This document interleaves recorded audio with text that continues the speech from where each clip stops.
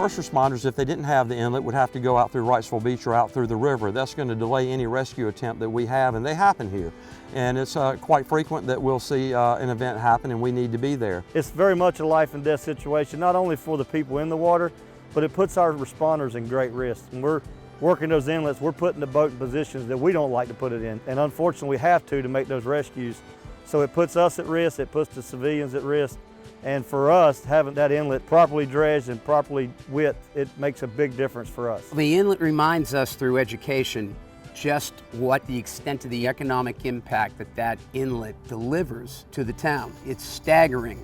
Back when I was on council before as a mayor 5 years ago, I remember the association president, Mike Britt, bringing me a study by Dr. Dumar.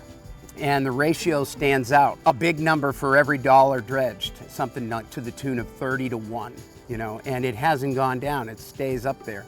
So that alone, in and of itself, the economic activity that keeping the inlet open maintains for the town benefits all of us. It's safe as long as they keep that inlet open. We run 12 months a year, so it's used all the time. And if taking all these people fishing, it's not only is it our livelihoods, but all the livelihoods of all the other businesses on the island too. We also have the idea that if this real estate values were not associated with the importance of this inlet, that would be a very highly contributing factor to the economic value of the real estate. The boat captains that are there today will go out every year at least 50, sometimes 100, 150 times. So they're using the inlet. Transiting boats are using the inlet.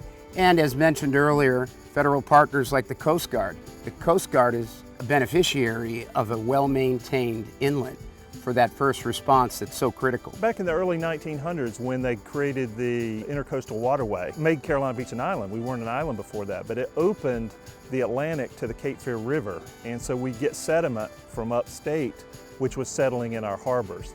And when the Carolina Beach Inlet was opened, it allowed a release for that, which, as you can imagine, really cleaned up our bays and waterways quite a bit.